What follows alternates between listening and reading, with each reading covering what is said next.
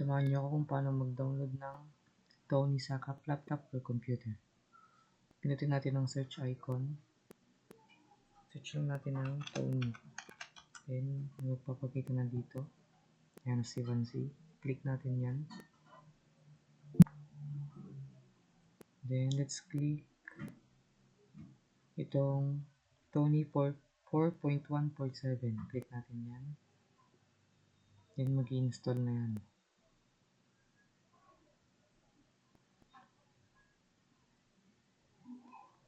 Tayin lang natin siya. Yan. Check natin sa file safe. Meron na. Yan, meron na siya. Click natin yan.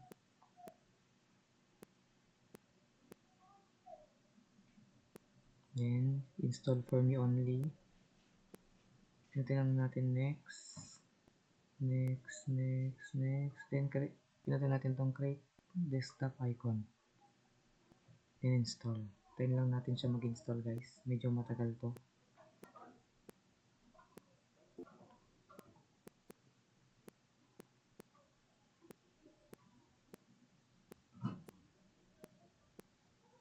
Medyo bumibilis siya, guys.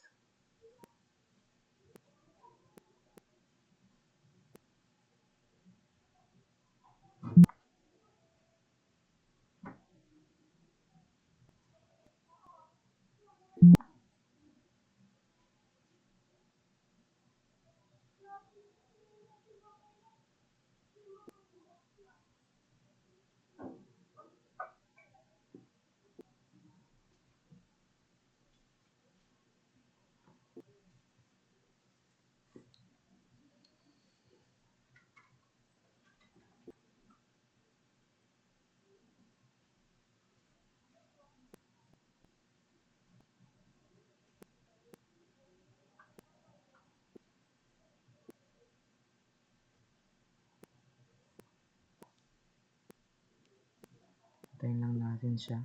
It takes a while.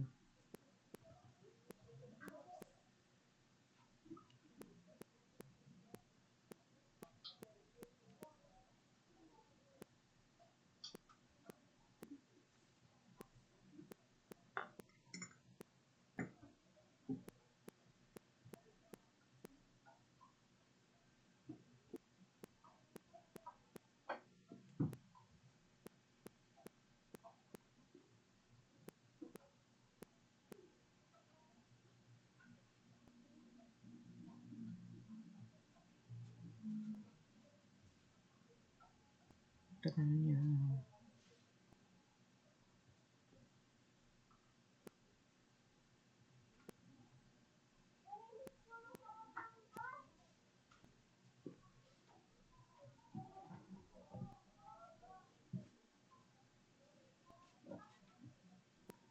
Tayin lang natin siya, guys. Medyo matagal.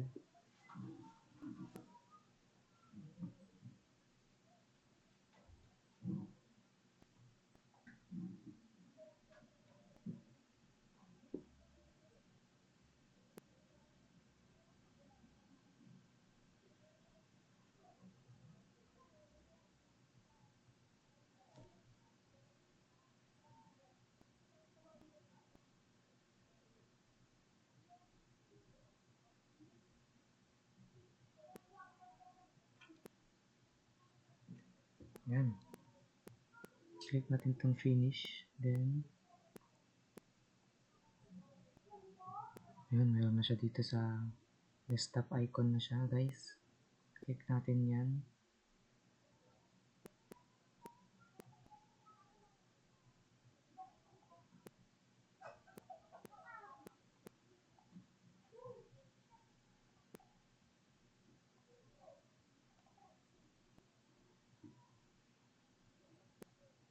Yan. Check natin muna pala if naka Python 3 siya. Yan, local Python 3. Okay na natin. Then, i-try natin. Lagay natin ng hello world.